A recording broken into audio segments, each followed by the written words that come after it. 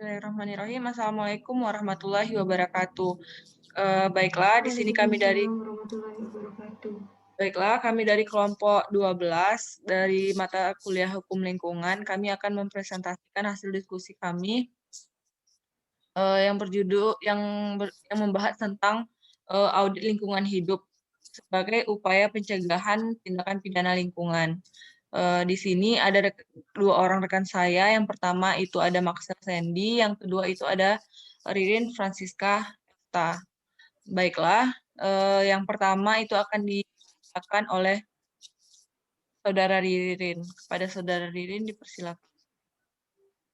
Baik, terima kasih Saudari Faras.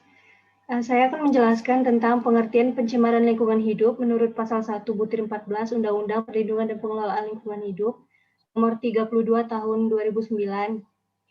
Undang-undang ini menjelaskan tentang masuk atau dimasukkannya makhluk hidup, zat energi, dan atau komponen lain ke dalam lingkungan hidup oleh kegiatan manusia sehingga melampaui baku mutu lingkungan hidup yang ditetapkan.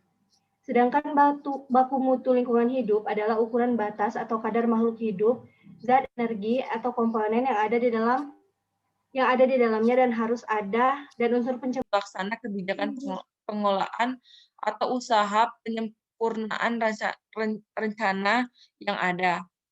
Yang ketiga, menghindari kerugian finansial seperti penutupan atau pemberhentian suatu usaha atau pembatasan oleh pemerintah atau publikasi yang merugikan akibat pengolahan dan pemantauan lingkungan yang tidak baik. Yang keempat, mencegah tekanan saksi hukum terhadap suatu usaha atau kegiatan. Yang kelima, membuktikan pelaksanaan pengelolaan lingkungan apabila dibutuhkan dengan proses pengadilan. Yang keenam, meningkatkan kepedulian pimpinan atau penanggung jawab dan staf suatu badan usaha atau kegiatan tentang pelaksanaan kegiatan terhadap kebijakan dan tanggung jawab lingkungan. Yang ketujuh, mengidentifikasi kemungkinan penghematan biaya melalui upaya konservasi energi, pengurangan pemakaian ulang dan daur ulang limbah. Yang kedelapan, menyediakan laporan audit lingkungan bagi keperluan usaha atau kegiatan yang bersangkutan. Yang kesembilan, menyediakan informasi yang memadai bagi kepentingan usaha atau kegiatan asuransi. Selanjutnya akan dilanjutkan oleh rekan saya, Maxwell Sandy. Baiklah, terima kasih. Selanjutnya langsung saja ke kesimpulannya. Dari penjelasan di atas dapat kita mengambil beberapa kesimpulan yang dapat menjadi acuan dalam menanggulangi tindak pidana lingkungan yaitu sebagai berikut. 1. Dalam pembangunan dan pemanfaatan sumber daya alam agar meningkatkan mutu kehidupan manusia, akan lebih baik jika pelaksanaannya dilandasi dengan wawasan lingkungan yang kompeten sehingga struktur dan fungsi dasar ekosistem yang menjadi penunjang kehidupan manusia agar terjamin keseimbangannya. Selanjutnya, audit lingkungan hidup dapat digunakan sebagai sarana yang efektif untuk menyelesaikan masalah lingkungan hidup. Jika di dalam pemeriksaan oleh auditor terbukti ada pelanggaran, maka tim auditor atau tim inspeksi dan unsur-unsur terkait akan meneliti bagaimana terjadinya pelanggaran itu melalui audit lingkungan. Selanjutnya, jika di dalam audit tersebut telah terbukti adanya tindak pidana lingkungan, maka jika pelaksanaannya dilandasi dengan wawasan lingkungan yang kompeten sehingga struktur dan fungsi dasar ekosistem yang menjadi penunjang kehidupan manusia agar terjamin keseimbangannya. Selanjutnya, audit lingkungan hidup dapat digunakan sebagai sarana yang efektif untuk menyelesaikan masalah lingkungan hidup.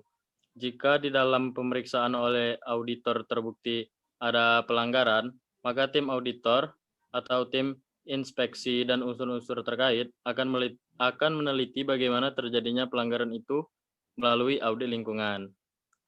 Selanjutnya, jika di dalam audit tersebut telah terbukti adanya tindak pidana lingkungan, maka pelaku dan penanggung jawab usaha dapat dikenakan sanksi pidana, perdata maupun administrasi. Selanjutnya, tindak pidana lingkungan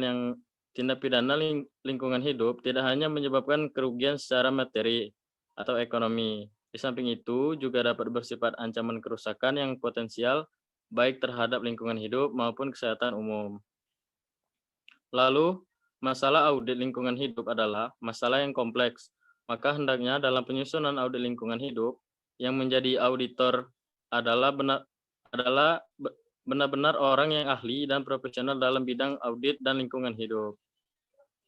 Dan audit lingkungan hidup, selain dibuat oleh auditor yang ahli dan profesional, sebaiknya melibatkan juga jasa konsultan dan lembaga swadaya masyarakat atau LSM yang berkompeten terhadap lingkungan.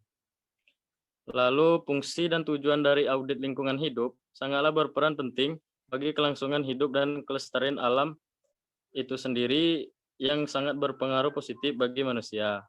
Dan yang terakhir, apabila tata laksana audit telah dilaksanakan dengan baik dan benar, maka secara otomatis fungsi audit lingkungan hidup di atas akan dijalankan dengan baik dan benar juga. Dan jika semua dijalankan dengan baik, maka dengan demikian audit lingkungan hidup telah berfungsi untuk menghindari atau mencegah terjadinya tindak pidana lingkungan hidup.